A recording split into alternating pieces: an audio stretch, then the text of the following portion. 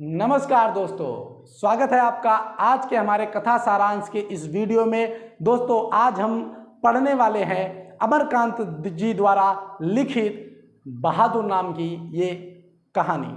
दोस्तों ये कहानी मैं आपको बहुत ही फनी या एक बहुत ही अच्छे अंदाज में पढ़ाने वाला हूँ, जिससे आपको एकदम मजा आ जाए इसको पढ़ने में। सबसे पहले टेंशन को फ्री करना है। क्या करना है? टेंशन फ्री हो जाना है और एकदम प्यार से देखिए। बोर्ड का पेपर है नहीं है, सब कुछ दिमाग से आउट करके चलिए, जिससे कि एक एक चीज़ें हमारे समझ में आ सके। सबसे पहले आपको मैं समझा दूं कि इसमें राइटर एक तरीके से अपने ऊपर इस कहानी को लेकर बता रहे हैं। तो जो राइटर्स हैं या जो हमारे कवि हैं, जो हमारे लेखक हैं, वो गए रहते हैं अपने साले साहब के यहाँ और वो वहाँ पर देखते हैं कि उनकी भाभियाँ किस प्रकार से नौकर का सुख ले रही होती हैं। तो वो एक नौकर लेकर घर में आते हैं जिसका नाम बहादुर होता है। अब वो बहादुर उन्हें मिला कहाँ से होता है, कुछ बातें समझ लेते हैं। इससे पहले बहादुर की कहानी बैकग्राउंड में समझना बेहद ज़रूरी होता है, क्योंकि देखिए वह एक नेपाली लड़का था जो कि अपनी माँ के साथ पहाड़ों में रहता था। उसकी माँ उसे बहुत ही ज़्यादा मारा पीटा करती थी और उनकी एक प्यारी भैंस थी जिसको ये चराया करता था। और इसको चराते चराते एक दिन ये गुस्सा होकर उसे बहुत पीट दिया और भैंस भाग करके घर आ गई। अब बहादुर को लगा कि कहीं ऐसा ना हो कि मेरी माँ मुझे मारे, और वहीं से वो उसने पड़ा और वो आ गया यहाँ पर और मिला किसे? हमारे प्यारे कवि जी को या लेखक जी को। तो लेखक जी ने उससे पूछा, बेटा क्या नाम है तुम्हारा? तो उसने कहा दिल बहादुर। उसने क्या कहा? दिल बहादुर। और वो हमारे लेखक जी के साथ उनके घर आया तो उनकी जो बीवी थी वो कई दिनों से रट लगा के रखी थी कि हमें एक नौकर चाहिए, एक नौकर चाहिए, एक नौकर चाहिए। जैसे ही उन्होंने दिल बहादुर को देखा उनका मन खुश हो गया। वो आती हैं और पूछती हैं, बेटा तुम्हारा क्या नाम है?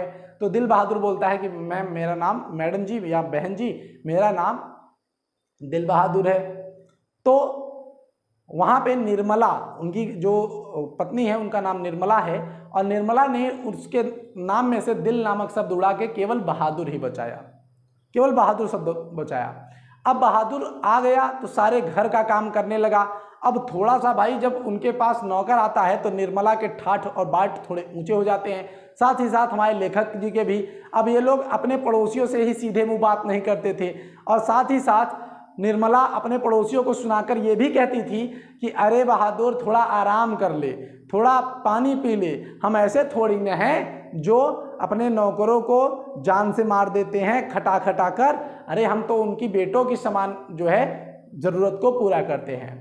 उसी समय वो दिन भर बेचारा काम करता और शाम को एक चारपाई में आंगन पे बैठ जाता था और अपनी जेब से कुछ गोलियां, कुछ पत्थर के टुकड़े, एक टोपी और कुछ ताश की गड्डियां थी उसके पास पुरानी, वही निकालकर उनसे खेलता रहता।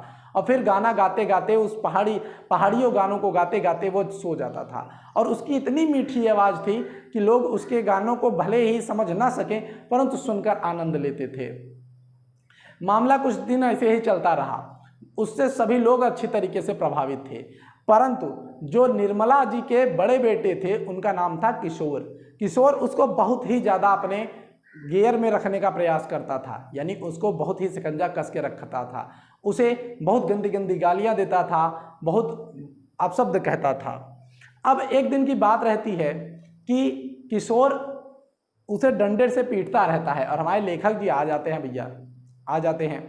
अब वहाँ पर जब वो आते हैं तो देखते हैं कि किशोर डंडे से पिटाई कर रहा है और निर्मला हाँ हाँ करके मना कर रही है।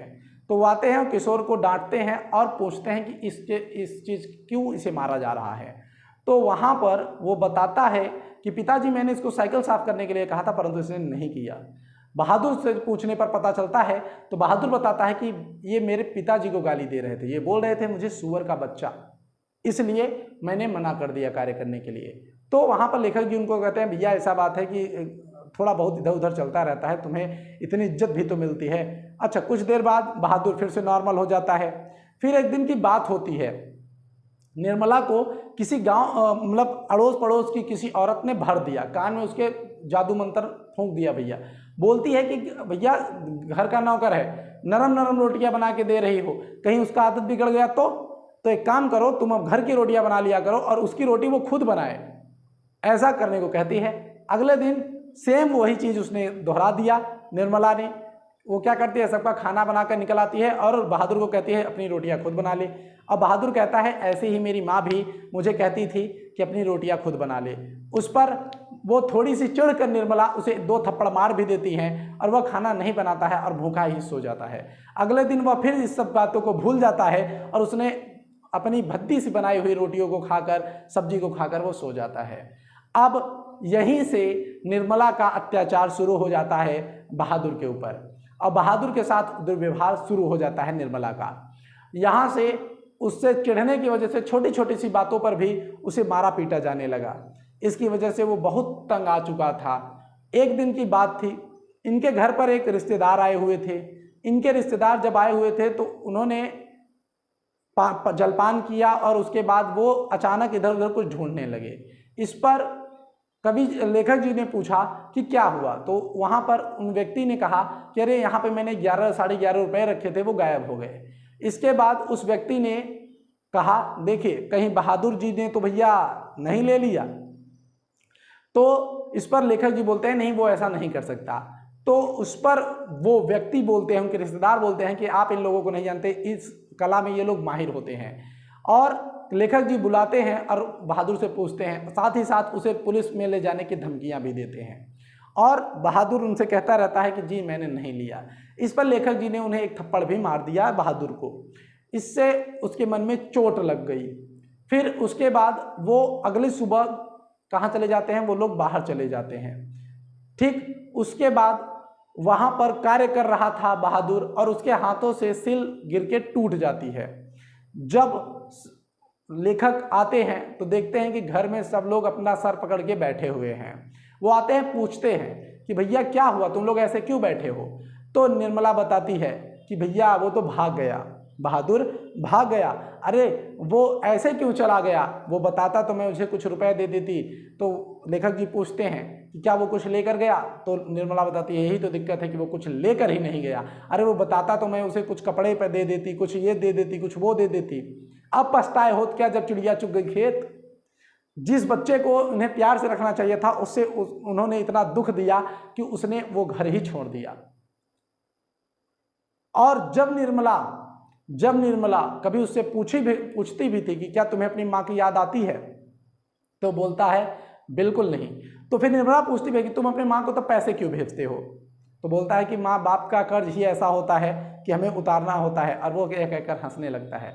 वो इतना हंसमुख बच्चा इतने सजाओं को, इतनी दिक्कतों को झेलने के बाद लास्ट में आखिर चला ही गया और फिर से वो घर एक बार फिर से नौकर के लिए परेशान हो गया।